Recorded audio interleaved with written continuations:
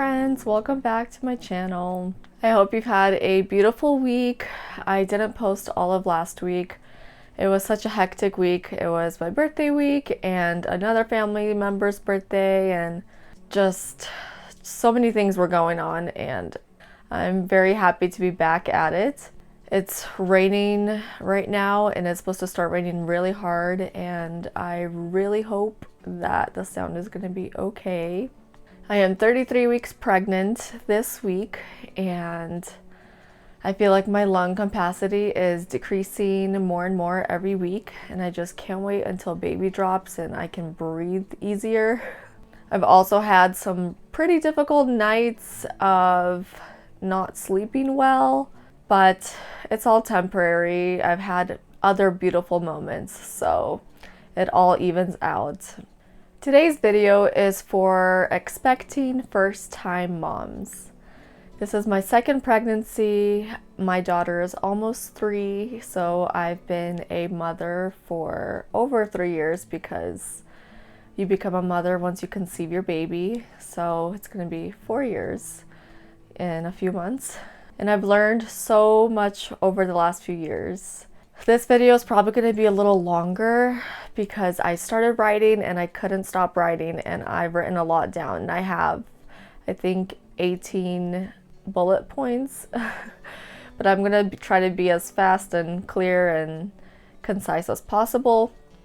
These are things that I've learned over my motherhood journey, and it's based on my life, my lifestyle, my daughter, my choices, and so that's going to vary based on yours and your choices and your lifestyle.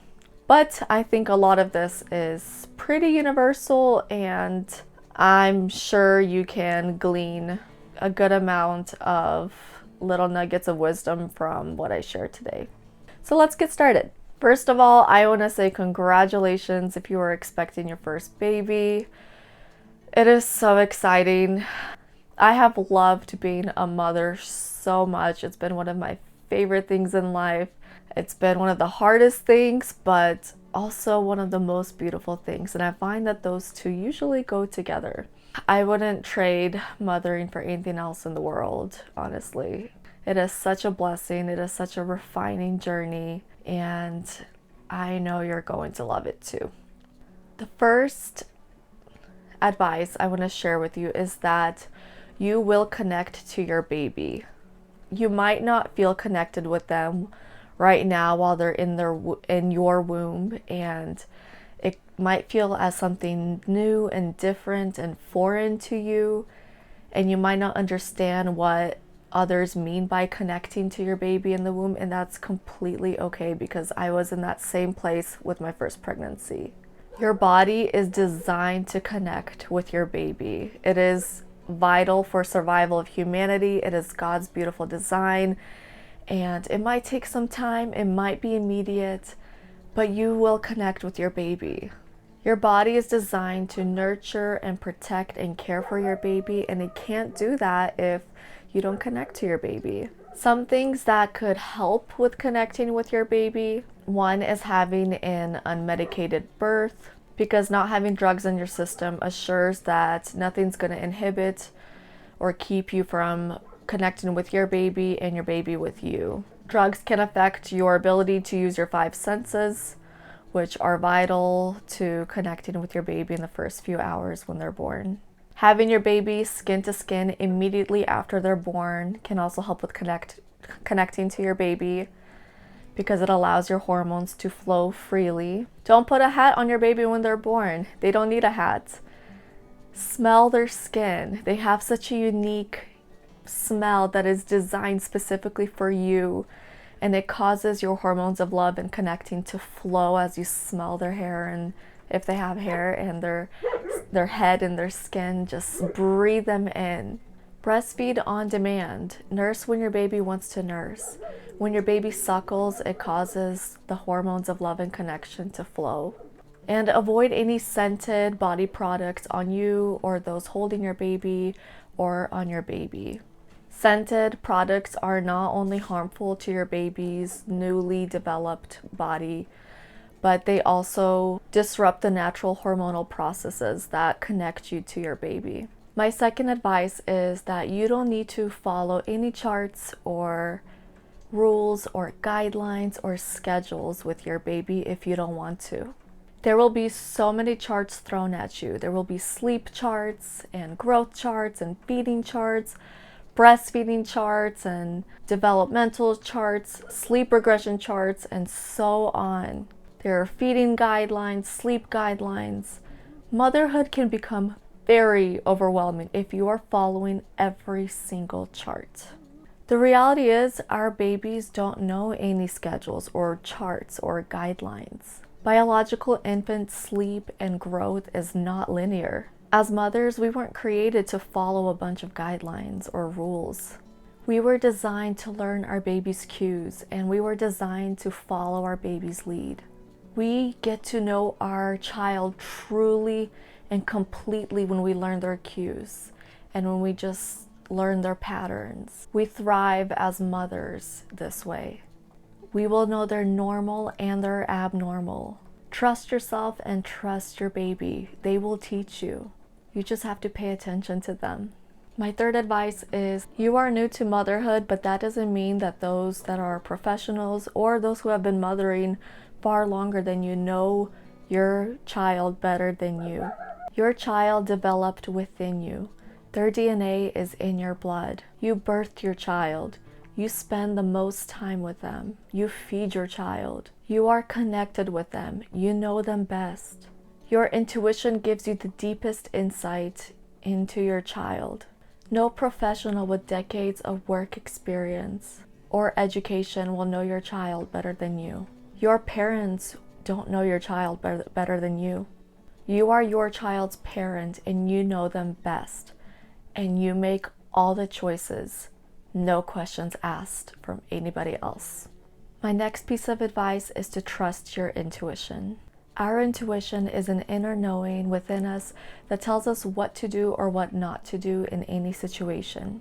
Where does it come from? I'm going to read an excerpt from Isaiah 28, verses 23 to 29.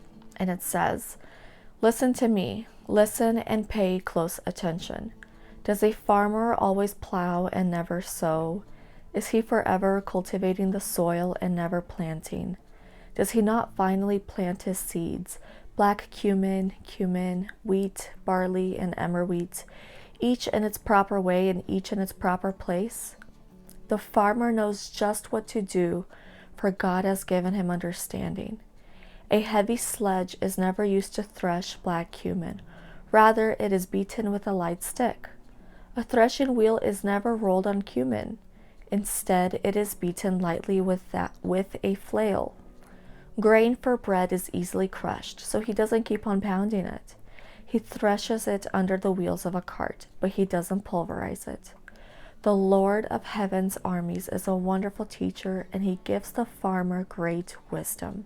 Just like the farmer intuitively knows just how to farm and cultivate the soil, so we as mothers know just how to mother in the best way possible for our children. Our intuition is not of us so that we can boast. It is God who gives us understanding and who gives us wisdom and is a great teacher. We don't need to be afraid of motherhood. We don't have to worry if we're going to make the right choices. We can mother in the best way because we have a teacher who loves us and cares for us. And in his design, he gave us something, our inner intuition, that teaches us how to do things right, and it gives us wisdom and understanding. Your intuition will teach you everything that you need to know, and it will also tell you when you need to seek help. If you feel like something or someone is wrong, lean into that. If you feel like certain rules or guidelines or advice they just don't sit right inside of you, explore that more. Trust that intuitive feeling. Many of my unconventional mothering choices were the result of me listening to my intuition and then later finding the research that supported it. Your mothering journey will look different from others, and it doesn't mean that anybody is wrong. Your intuition will tell you what is right for you and for your baby. My fifth piece of advice is that less is more with baby products. Babies really don't need much. Remember that most products were designed to mimic you. Baby products can never replace your arms, your voice, your eyes, your smell. You are completely irreplaceable. The less you have, the more you have of your baby. The baby gadget industry has become so huge and brings in so much revenue. Baby product companies want us to believe that we can be better mothers with their products, or that motherhood can be easier with their products. It's not true. Babies were designed to need only you. Babies are very simple in nature. Everybody always jokes around and laughs that they have so many toys in the house and the baby chooses to play with sticks or spoons.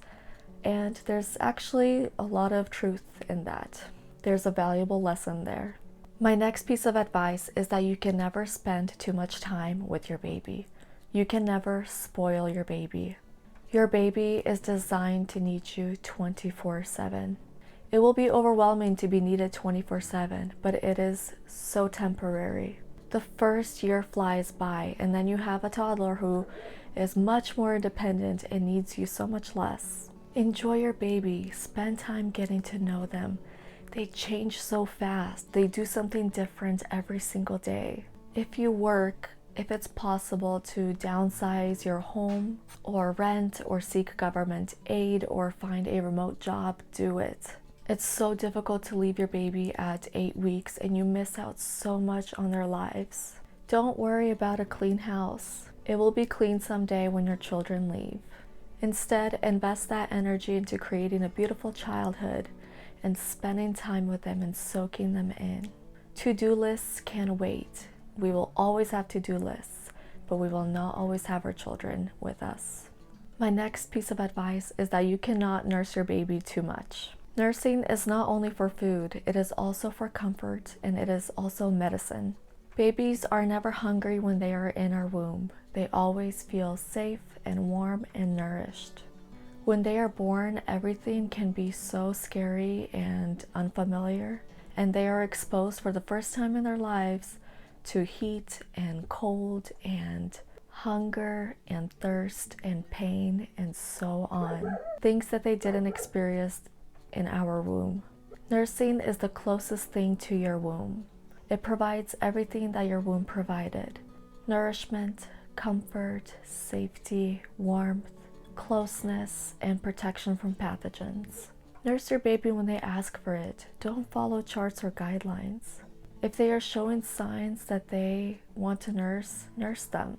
You will never nurse without satisfying your baby's need, and all of their needs are valid. My eighth piece of advice is to research everything that goes in your baby or on your baby. Start when you are pregnant. Never blindly trust anyone, no one, not even a medical professional, with your child. Because the truth is, no one will care for your child more than you. For many people, it is just another day at work. But for you, you're dealing with your whole world. Many people blindly say or do what they were taught and they trust it. There are also many financial incentives for many things in the medical industry. Lots of baby products are recalled every single year due to toxins or adverse reactions after they have been already bought and used by mothers. Know what is going on or in your baby. You are not crazy for doing so. You are wise, protective, and caring as mothers should be. My ninth piece of advice is that if you were in the middle of nowhere with no one around you, you would still be able to raise your baby in the best way possible. You would still raise a healthy child because it is naturally within you. As I said before, it is God's natural design for humanity. This is why you can never go back to who you were before you conceived your baby. Your body changes the moment that you conceive to support your transformation from maiden to mother and to help you with your ability to mother. Don't ever compare yourself to who you were prior to conceiving your baby. Know and trust that you are different and completely capable in raising your child. Find comfort in that. Similarly, birth is also a physiological process that your body just knows how to do. It's a normal function of your body. It's not something that you learn how to do. It's something your body already knows how to do. Trust your body, just like you trust it to do any other physiological process. Trust God and His design. Make choices to support an undisturbed birth and to support that physiological process and to not disturb that process. Our body's physiological processes function best or happen best when they are just left to do what they know how to do without us having to think about it. It's the same exact way with birth. There are many benefits for an undisturbed birth for you and for your baby. A gentle start for your baby's life out of the womb begins at birth. A gentle start for your baby out of the womb has many benefits for them and lifelong rewards. My 11th piece of advice is preparing for your baby's arrival is so much more than just decorating a nursery or buying clothing or baby products or throwing a baby shower. These things aren't bad and they are important in their own ways, but they can be shallow in comparison to real preparation that should take place in our pregnancy. Our society has a very materialistic approach for preparation for motherhood, and unfortunately mothers are paying the price from the start of their mothering journeys. Valuable preparation can look like preparing your home, throwing out any toxic products, working on your marriage, seeking God, reading informative books, learning to cook nourishing meals, preparing postpartum meals, grow spiritually, emotionally, and mentally. This is true preparation for your baby and for your family, and this kind of preparation will serve you for the rest of your life, and it will actually help you prepare for motherhood. My 12th piece of advice is that your nourishment is a priority. You will need to eat more, especially if you are breastfeeding. We're talking about 2,500 to 3,500 calories a day as an average. Start preparing in pregnancy. Stock up on healthy snacks. Prepare and freeze or can nourishing meals.